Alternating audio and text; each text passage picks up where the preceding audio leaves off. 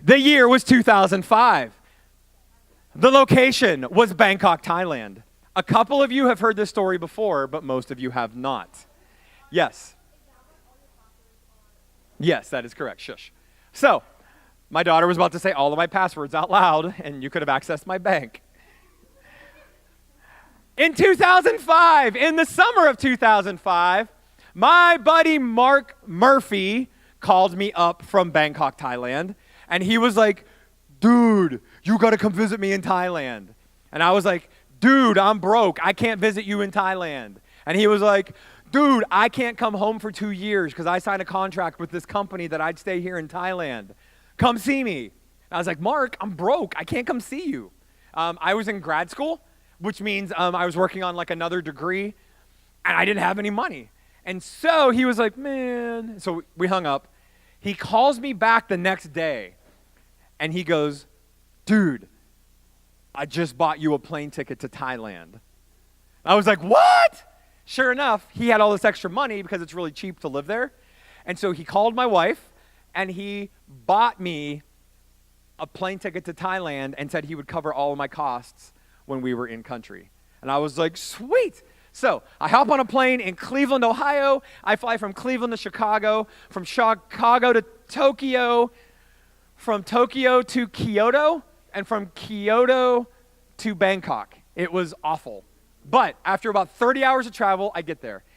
I don't know if it's nighttime or daytime. I've been awake this whole time pretty much. On the plane was a professor from the University of West Virginia. He was a pharmacist professor, and he talked to me about drugs for 25 hours. Scott, did you know that the interaction between Ritalin and alcohol is destructive to the human brain? Would you like me to tell you why? But he told me why.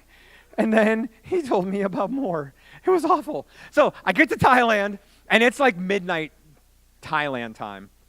So we go to bed. We wake up the next morning, and here's where the real story begins. Mark lived in a little place called Saphon Kwai. Saphon Kwai was the outermost suburb of Bangkok serviced by the SkyTrain. Now, the SkyTrain is an elevated subway that goes through the whole city. You can see a picture of it there. He says, come on, dude, I have to go to my Thai lessons because he was learning how to speak the language, and you're going to come with me. And I'm like, okay. So we walk down, we get on the train, and sure enough, it is almost full. The train is packed. It's full of people. And I'm like, oh my gosh, okay.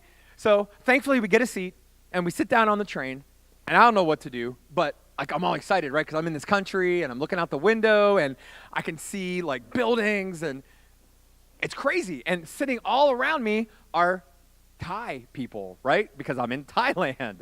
And they're like, and they're speaking in a language that I can't speak. And I'm like, this is so cool. And Mark's just sitting there because it's no big deal. But guys, it's hard to see in the picture, but the SkyTrain is really nice. It's air conditioned. The seats are really soft. It's just super nice. And I'm tired and I'm nervous and I don't know what to do. And so I'm just chilling. And Mark looks at me and he was like, hey, dude, all right, I have to go to the bathroom, but the bathroom's like another 2 cars away. Are you okay by yourself? And I'm like, please, I'm fine. I'm like 29-year-old Scott. And so I'm sitting there, right? And I don't know what to do, so I'm just kind of sitting there minding my own business, and I'm looking out the window as much as I can, and I'm looking over here out the window. And next to me is a gentleman that looks a lot like the guy in the picture up there. He's a Thai businessman. He's got a briefcase and a black suit on.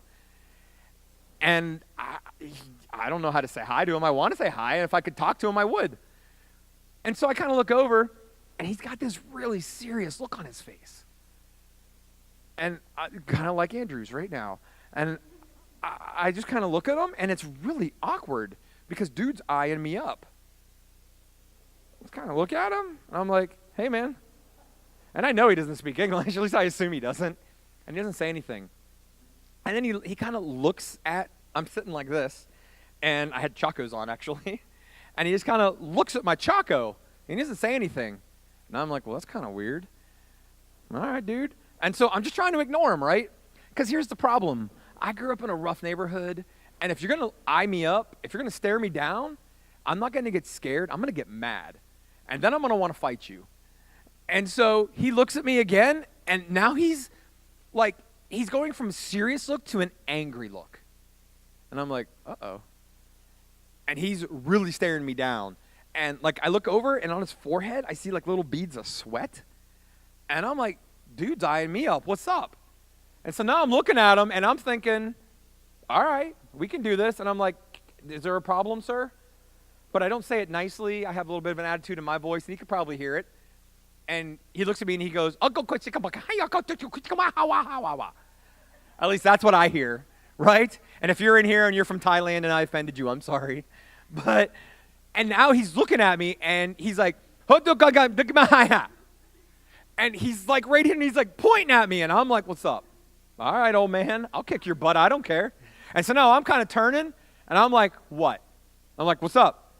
And now I look around, and I realize that most of the people on the train are staring at me, and they're like mad at me. And the train's packed, and I'm the only white dude on this train. And I'm like, oh my gosh, what am I going to do? And now old man is like, hey, and he's starting to yell at me, and I'm like, I'm ready. I'm done. I'm ready to fight this guy. I don't care. In the back of my mind, I picture myself in a Thai dungeon, like for the rest of my life. And I'm just like, whatever. And so just as I kind of start to stand up to be like, what? At that point, my buddy Mark comes back in. He's on that end of the train. That's why I keep looking over there. And I'm like, about to come up, and Mark grabs my shoulder. He's like, what are you doing? I'm like, I don't know. I'm not doing anything. Like Bruce Lee here, and forgive me, I know that's offensive, but that's what I said. I was like, Bruce Lee here is eyeing me up like he wants to fight me. And he was like, Scott, you're an idiot. I'm like, I'm not an idiot. Shut up. I'll fight you. And he's like, put your foot down. And I'm like, what? And he's like, and he throws my foot to the ground. And I'm like, Mark, I'm going to knock you out because I'm all mad now. And the train is looking at me, and I'm all sweaty, and I'm like, ah. And he was like, Scott, we're getting off this train at the next stop. And I'm like, why? And he was like, dude, I'm not going to explain it to you now. Just you got to trust me. And I'm like, fine. And so he like gets me off. And now I'm like shaking because I'm so mad. And he's eyeing me up, and people are giggling. And there's like these little punk Thai teenagers that are like laughing at me. And I'm like, I'll hit you too. So we're walking off the train. And we get out there, and the train pulls away. And Mark's like, dude, you have no idea what you just did. And I'm like, what did I do, Mark? And now I'm kind of like coming down. So I'm like, feeling bad. And he was like, Scott, you've got to understand that there are traditional Thai people living here in Bangkok. And you just showed the bottom of your foot to an executive in a Thai company. Scott, that is the most offensive thing that you can possibly do in this culture. And I was like, what? Is it kind of like flipping somebody off? And he was like, no. It's 10 times worse. And I was like, what do you mean? And he said, look, I'm not trying to be funny. I'm just telling you, it's a lot like if you had stood there and you had literally peed on his shoe. That's how offended he is. And I was like, oh, okay. And guys, at that moment, I realized that I was in a different culture. Yeah, I see what you, shame. Although that's pretty creative. All right. So, guys, at that moment, standing on that platform at the SkyTrain, I realized that I was in a foreign place and I didn't belong. Story number 2. A week and a half goes by, and we hit every restaurant in Bangkok, I swear. We had some amazing food. But my buddy Mark kept telling me about this place in, I forget the name of the place. It's up on the Laos border, okay? So the Mekong River, that's the Mekong River, and that's an actual picture from the restaurant that my buddy Mark ended up taking me to. So here's the thing. We were in Bangkok one day, and he was like, hey, I have to go up to where I live now. You're going to come with me. And I'm like, okay. So we get on a train, an overnight train. We sleep on the train. We go about 20 hours up to the northern border, up near Laos and Vietnam. And I've never seen anything like it. It's jungle, and if you've heard me tell my story about getting a coffee and espresso, and anyway, that's where this takes place.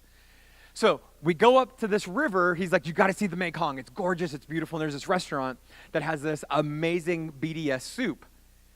And he says it like I should know what it means. And I don't want to look stupid, right? So I'm like, yeah, BDS soup. Woo! And he was like, it's the best I've ever had. So we go to the restaurant. We're with his girlfriend, who's his wife now. And he's got like a cute little Thai American baby. But at the time, they're just dating. And so we sit down.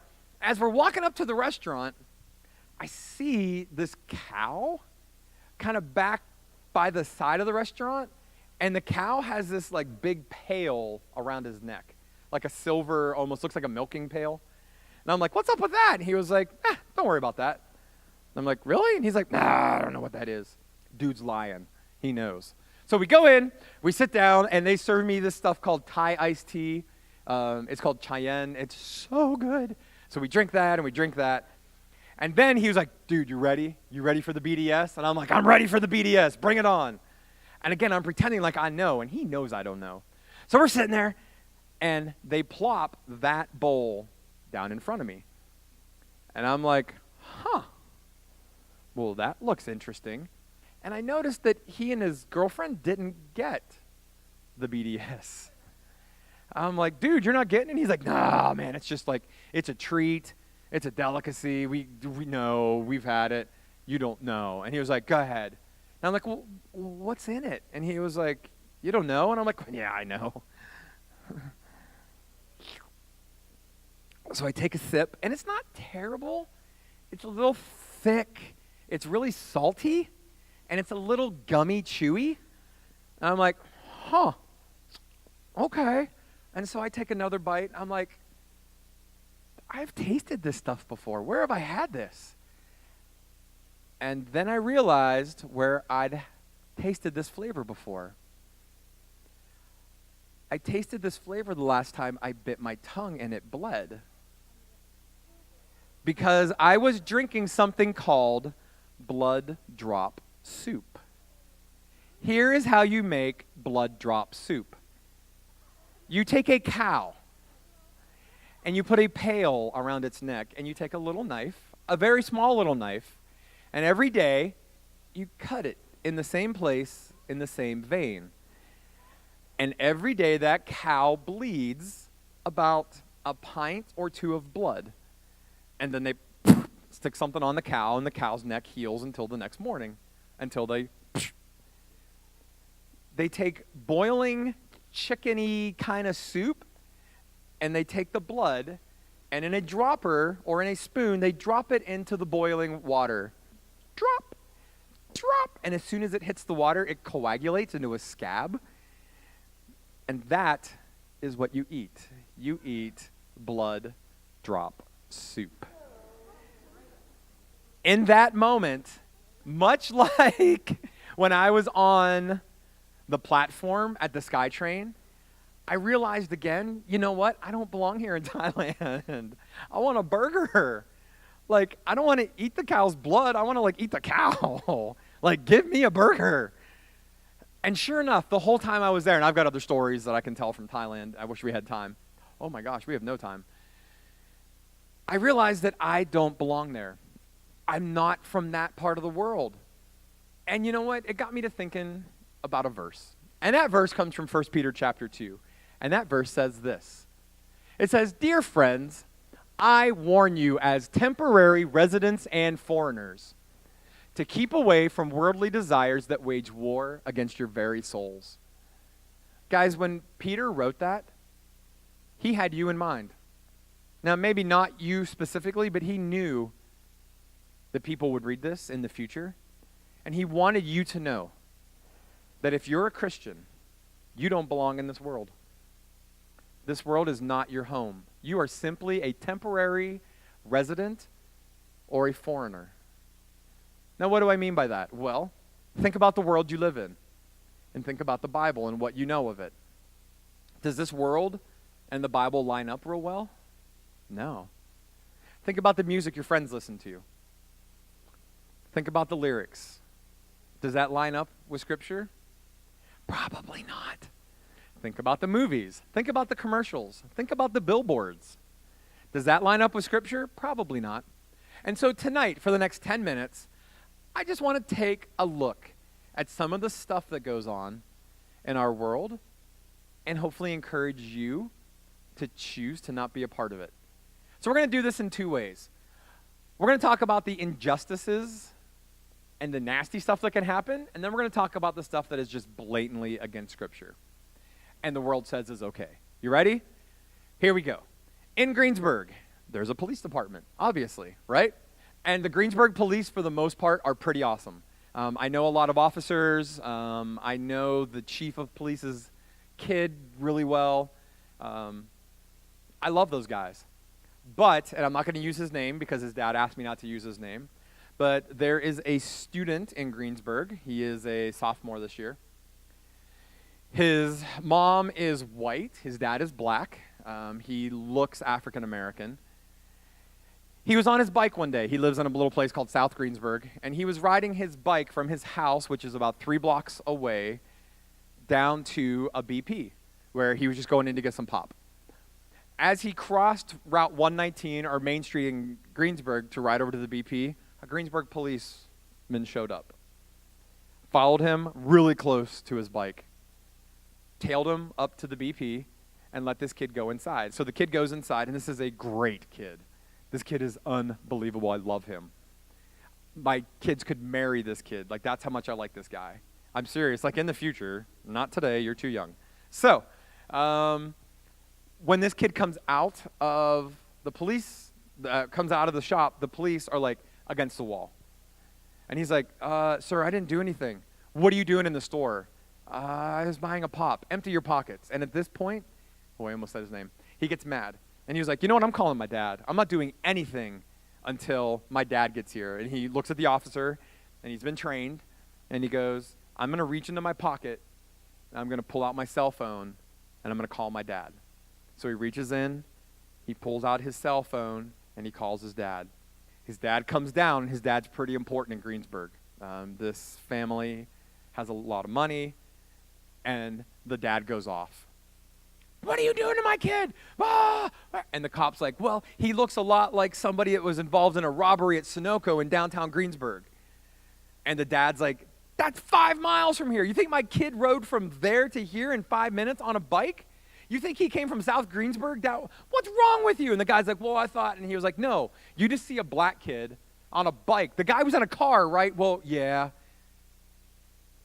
Guys, we live in a world where you get pulled over for being black. That's ridiculous. And I know we got some African-American kids here. It sucks. It's not fair, and it makes me mad. And guys, that's how I grew up. I grew up in a black community, and it makes me mad. And there are 3 other stories I could tell about this kid who has never done anything wrong and has been stopped by the police over and over simply for having pleasantly brown skin. It makes me mad. That's the world that we live in. That's messed up. Let me tell you something that's even more messed up. Next picture, please. This story broke just this week. These 2 women got married. Now, in our world, that's not a huge deal. But here's the problem with these 2 women getting married. They're mother and daughter. Let that one sink in. Welcome to the year 2017. That is illegal, and that is why they are having mugshots. They were married, and they did stuff married people do, and they were arrested, and they are now in prison. It took place in Oklahoma. It was in the news on Wednesday. So if you want to go look it up, feel free. Yes? I don't know. I have no idea. But I know in Oklahoma, it ain't allowed. Guys, that's the world that you're living in. You're living in a world where you can get pulled over because of how you look and where moms and daughters get married. Ew! Guys, this isn't our home. As a believer in Jesus, I'm here to tell you that this is not your home. Your home is in heaven one day, and you are just a temporary resident here. So, let me throw some verses at you to help you understand what you should do here. Here's the primary one. It comes from Romans chapter 12, and it simply says this: do not conform any longer to the pattern and customs of this world. And the verse goes on to talk about some other stuff. But guys, I'm here tonight to ask you, please don't conform. Don't become like this world. This world tells you that anything you want to do is okay. And it's not true. Because God has spoken about a lot of these issues. Let me throw 3 at you, for instance, that the church has taken a stand on and the world thinks you're crazy for believing. Number 1, abortion. The world says that if a lady is pregnant, you can simply go in and murder the baby inside of her, and it's okay. That's what abortion is, right? Everybody's clear on that? Good. So I would love to make it illegal, but in 1973, the courts decided it was okay for moms to kill their babies inside of them before they're born. Now, is this just a political thing? No, this is not a political statement. Let me give you why, as believers, we say that abortion is wrong, okay? In Psalm 139, verse 13, it says, "You made all the delicate inner parts of my body, and you knit me together in my mother's womb." Guys, when you were still inside your mom, God was handcrafting you. That's why you're perfect the way you are. And so he was making Tori inside Brenda. And he was making Laurel inside Aaron. And I don't know all your mom's names, or I would use them. All right? Who said that? Alan, he made you perfectly inside of Aaron. Perfectly. But we live in a world that says abortion is okay. If you have the sex and you get pregnant, just end it. It's okay. It's not a baby. Yeah, it is. And so, guys, this world is not your home. How about this one? And this one affects all of you. I was born a boy, but I'm really a girl on the inside. I know I'm a female, but I identify with being a dude. And I don't know, I think I'd rather be a dude, even though I'm a girl. Let's be clear on this. Some people say that for attention. Some, right? There are probably some people in your school that are going through transitions, and they do it for attention. There are other people your age that really do struggle with this issue. It's a legitimate struggle. It's called gender dysphoria. But that's in like 0.5% of the population. Other people have experienced really hard things that makes them question. But guys, Scripture is so clear that God made you perfectly. And so when he made Allison a girl, he didn't make a mistake. He made Allison a girl. And Allison's supposed to be a girl. And so's Allie. And so's Amanda. And so's Rocco. Just kidding! Just kidding. All right? You just happened to be the next person I saw as I was looking this way. And he made the dudes, all right? He wanted Paul to have a mustache one day. Well, I guess he wants Italian women to have mustaches too, but that's another thing you'll have to take up with God. Guys, why do I say this? Well, we live in a world, right, that says, no, be what you want, do what you want. Make yourself happy. That's all that matters. But in Genesis 5:2, it tells us specifically that God made some people male and some people female. Guys, this is not our home. This world, with its crazy beliefs, it's not your home if you're a Christian. Let's tackle one more, and then we're going to get you to small group. And then your small group leaders can have fun with these discussions. Let's talk about homosexuality. Woo! You guys probably all woke up thinking, I want to talk about that at youth group, right? Correct. Guys, this world that we live in, that is not your home, tells you that it doesn't matter who you date and marry as long as it makes you happy, right? And so, if Lydia and Nicole want to get married, go ahead! And if Andrew and Paul, Andrew, why not? Let's just all 3 of them get married.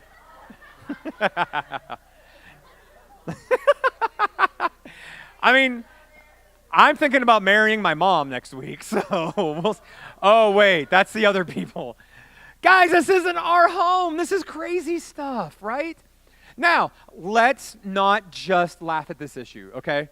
There are genuinely people in this world that feel attracted to the same gender. They do, okay? I'm not going to make fun of those people, but I'm simply here to say that the Bible tells us that it's not an option. The Bible is utterly clear that it's not an option. Guess what? When I'm at the mall and I see a really good-looking lady, I'm like, wow, she's really good-looking. And I have a desire for that. I'm married, and so I choose not to. I still have desires for sin. They don't go away, but I just choose to say no to those desires. And guys, in Romans chapter 1, verses 26 and 27, just so you're not confused, it says this. That is why God abandoned them to their shameful desires. Even the women turned against the natural way to have sex and instead indulged in sex with each other. And the men, instead of having normal sexual relations with women, burned with lust for each other. Men did shameful things with other men. Guys, the Bible is so clear that choosing a homosexual lifestyle is not okay. It's just not okay if you're a Christian. Let me say it again, and this is our last slide of the night as we kick you out the door. You are not of this world. And that's a symbol. I've thought about getting a tattoo of that symbol, but that's another lesson for another night. Guys, you're not of this world. Jason's home is not in Penn Township. It's in heaven. And the same for Mary, and the same for Ben, and the same for Paige, and all of you if you are a believer in Jesus. And so tonight, as you head off to small group, I'm hoping you can talk about this, because it would be really easy to fall into the belief that you can just be whatever you want to be. Hopefully these questions will help you with that. Here we go. And have a good small group, everybody.